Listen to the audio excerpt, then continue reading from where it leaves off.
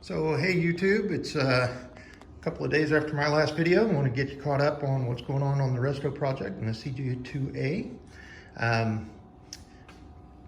Continuing to take off all the ancillary items off of the outside of the engine block here. Got everything pretty much soaking in PB Blaster. Was able to get the exhaust pipe, the little down tube. Took that off this morning, kind of moved the master cylinder out of the way and then the brake pedal levers, and disconnected the cotter pins and the pins, the clutch cable and everything like that, just to get that prepped. Now that doesn't need to come off to get the engine block off. You know, you've got your throwout bearing and everything back here, but I went ahead and took that pin out and the cotter key, and then got everything prepped. The reason for that is I want to rent a cherry picker and do everything on the same day. I'm gonna go ahead and, you know, pull the block, stick that on the engine stand, and then tow strap or lifting straps around the transmission and the transfer case, lift that up, get it over on a pallet so we can disassemble that later on. Overall, everything's looking good. I want to document a couple of things I discovered as I was taking this apart. The little, I guess, flyweight for your butterfly on the inside, it's operating, so it's not all seized up. I did want to show you the underneath where there wasn't even a thermostat in here, and you can see down in there, there's just, I mean, this is sat for a long time. Let me see if I can get some of this stuff out and show you. That is almost like sandpaper on my fingers. So that is in the coolant. I'm hoping that's not mixed with oil in somewhere, maybe the head gasket blew or something like that, and somebody just continued to drive it, or it overheated and it just cracked in the block somewhere. I'm hoping that didn't happen. The other thing, there was a bolt missing on the front of the water pump right there, as you can see. And I'm sure hoping that stud's not broken down into that little jut out here in the block, because as you know, if you don't do that right, trying to get that stud out of here, broken bolt out of here, those have a tendency to crack right around that outside lip. And sure hope that's going to be salvageable, because that's the main part of the block. Yeah, you could probably get it repaired at an engine shop or something like that, but you know, keeping it all original, I want to keep that going. Then the other thing is the clamp that holds the distributor off right here didn't even have a nut on the bottom. I mean, well, I don't have my gloves on, I don't want to cut my thumb, but the clamp right there. So obviously, RPM's going up. Distributor could just rotate like this because it's not really clamped on there at all. The adjustment, you can see it's cracked. Can you see that crack? Yeah, zoom in. So as the RPMs would go up in the engine, if you're really revving it, maybe you got it bogged down in the mud or whatever, that could adjust based on adjust the timing, throw the chain off, bust the valves, everything. That's not a cool thing to find. So we're gonna keep taking it apart. I think, the outside of the block looks like it's pretty salvageable.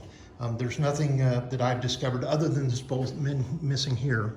And then, as you know, when you pull the cylinder heads off of these, the way it is, the stud and then the nut, well, this one, when I was taking these 4 top bolts out to get ready to put my load leveler for the cherry picker on there, the stud came out of the block. Luckily, it's not broken off, so it's going to be a good thing. When this block goes over the machine shop, they're going to fix all those threads for us, tap them out, and obviously soak it in an acid bath or something like that and get it back to prep for going. The other thing is, if you're just doing some Mickey Mouse stuff and you can't find a leak, and as you can see, the oil's just been almost gushing out of that valve cover gasket there and leaking down over time. But one of the other things to also check is here. You can see this fresh oil. This is the old school PCV valve. Okay, so you got your PVC pipe that would go in there, and actually there's like a little cone screen that was set in there, then your PCV, and then the pipe comes out, and then it's got a spark arrestor, I believe that's what it's called, and it goes right here. Okay, Well, there's a gasket, and that gasket was leaking, and it was just basically cracked on the bottom, and you could see all that air pressure in that engine was just squirting that oil out, and it was just running right down there. And yeah, so check that, and then the valve cover plate here, that gasket's probably shot, and we're going to need to fix that. Well, obviously as a restore, but anyway, got everything prepped and ready to go.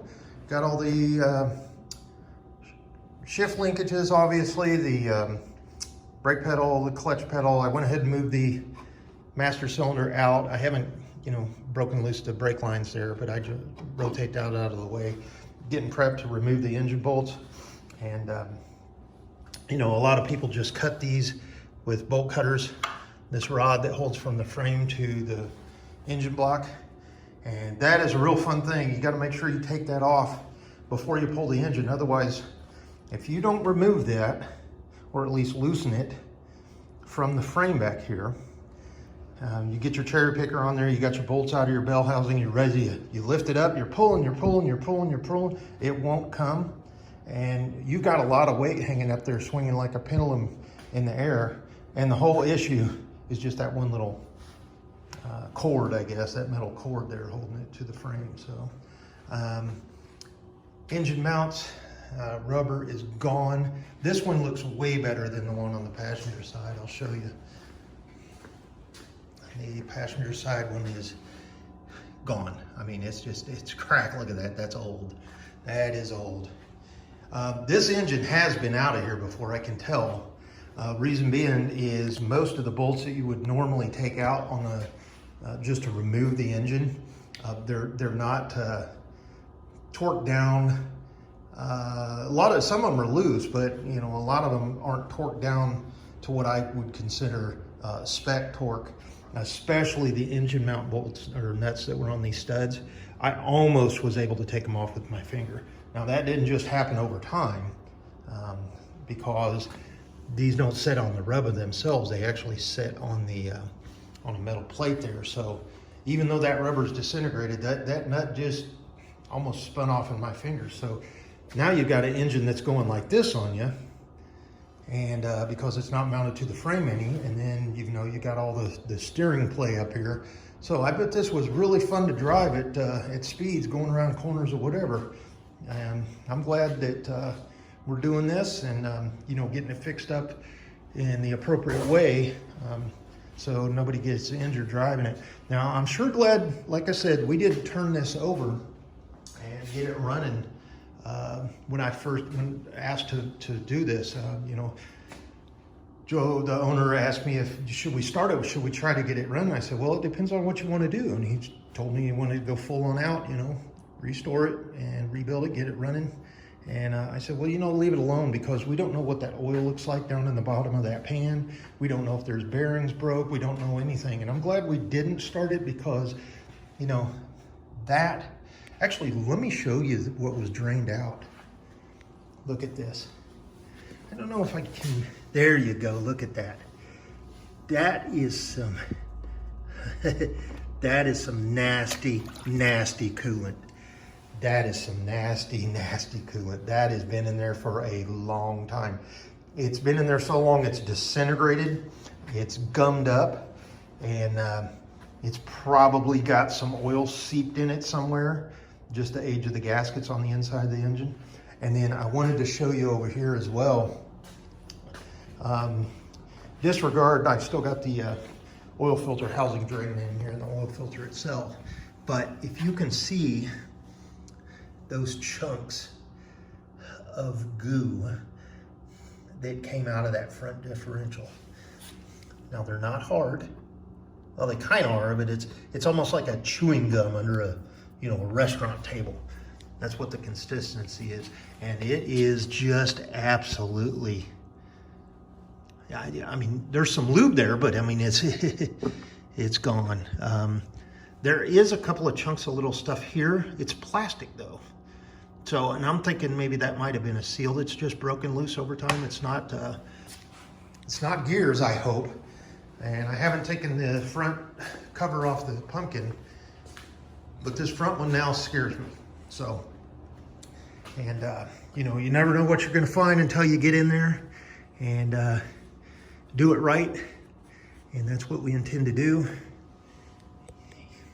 So she's coming along nicely. I'll probably pick up another video once the engine is out of the frame and I have the transfer case and the transmission sitting down on a pallet or some blocks. And then after that, it's just taking all the ancillary items off of the frame, the shocks, the brake lines, any wiring that's left over. And then we'll take the wheels off, the axles off, and then get it all the way down to just bare frame. And then I'll get out the wire wheel and start prepping that up. Then as it, you know, pieces are ready to go back on the frame, that's when I'm gonna rebuild the stuff like the axles and the bearings and stuff like that. So we can get all of this stuff out in one piece somewhere and get it out of the way so the major framework can get done. And then, you know, kind of rotate things around so that I've got a lot of room to work on what we need to. Probably once we get it all stripped down to just bare frame, and you know, I get that frame cleaned up with the wire wheel, then I'll probably get into the engine, and that's when I'm going to find out if, you know, what we can do and you know, get it to the machine shop. I don't know what the lead time is on the machine shop, and I know parts are going to take me a little bit of time, but you know, just in shipping and, you know, stuff being in stock and out of stock and so forth. So but the machine shop will probably take a little while just to get prepped up, and I don't know if we're going to have to bore over the cylinders. I don't know how thick they are right now. Hopefully it's not the last bore that we can do, you know, or maybe, fingers really crossed, we might be able to do a balance and a re-ring in there, and you know, replace the bearings and everything, but just, you know, clean up those bores, do some rings, and then just make sure those pistons are ovaled out, and you know, get the calipers out, get them all spec'd out. Maybe actually just have the machine shop do that, because they've got the know-how on the, you know, the scales and the weights and the measurement devices. You know, it's all computerized now. I do it you know, dial caliper way. So let's see what else. I think that's pretty much it. I'm going to go ahead and wrap this video up.